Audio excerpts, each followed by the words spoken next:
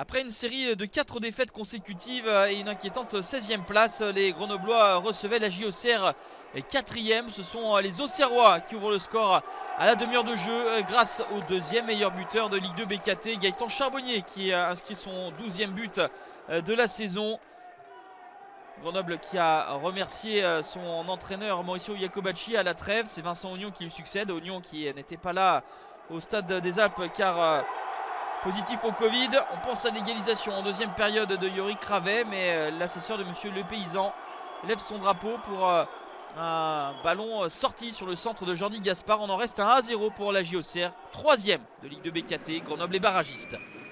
Affiche de haut de tableau, Stade Océane entre Le Havre et Sochaux, 0-0 jusqu'à la 64e minute. Mais l'entrée de Yann Kitala va faire basculer les choses. Une minute après son entrée en jeu, Yann Kitala trompe Mathieu Gorgelin. 1-0 pour les Sochaliens. La belle histoire pour Yann Kitala, lui qui avait été gravement blessé, fracture du tibia péroné en août de la saison dernière. Il permet à Sochaux de s'imposer au Stade Océane puisque la dernière tentative de cornette est bien repoussée par Mehdi Janin. 1-0 pour Sochaux qui reste 5e et relègue Le Havre 6e à 4 unités. En difficulté à l'extérieur, Pau brille à domicile. Et il faudra attendre la deuxième période pour voir les hommes de Didier Tolo ouvrir le score à la 52e grâce à Erwin Kofi, bien lancé par Victor Lobry. 8 minutes plus tard, à l'heure de jeu, Jovan Nicic, le Serbe, marque son premier but en Ligue 2 BKT et porte le score à 2-0. Rodez est en grande difficulté dans les cordes et commet des erreurs. Le ballon intercepté par Asifoua qui va servir sur un plateau. Victor Lobry pour son 5e but de la saison.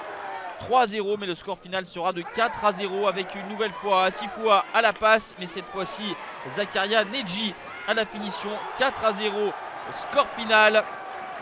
Pau est 8e et devance le RAF 9e à la faveur d'une meilleure différence de but. Dijon face à Nîmes, les deux relégués de Ligue 1 Uber Eats. Ce sont les Nîmois qui ouvrent le score. La frappe d'Omarsson repoussé par Rennais et c'est Eliasson, le Suédois, qui a bien suivi pour l'ouverture du score à la 5e minute de jeu. 4e but de la saison pour Eliasson, le Suédois, que l'on retrouve ici à la passe à la demi-heure pour Julien Ponceau. La tête hors de portée de Baptiste Rennais. Ça fait 2-0 pour les Nîmois qui vont se retrouver à 10 après l'exclusion de Théo Sainte-Luce. Dijon va en profiter pour réduire l'écart à la 57e minute grâce à Romain Philippotto. 2-1, insuffisant pour la première de Nicolas Houssaye sur le banc nîmois. Les Crocos s'imposent à Gaston Gérard. Valenciennes face à Guingamp.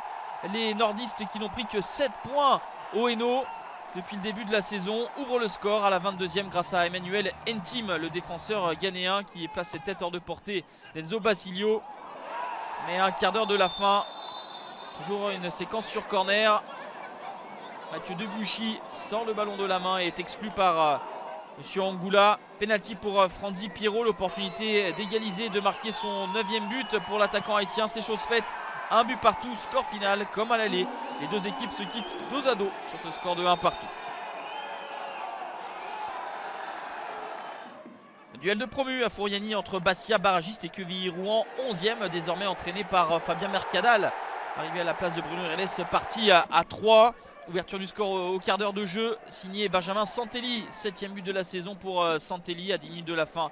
2-0 pour le Sporting grâce à Kylian Keboué. Premier but en Ligue 2 BKT pour le joueur formé à Montpellier. Mais le score final sera de 3-0 puisqu'à 3 minutes de la fin, Amin Attal, le Marocain, va conclure sur ce beau service de Robic. Avec cette victoire, Bastia quitte la zone rouge et remonte à la 13e place.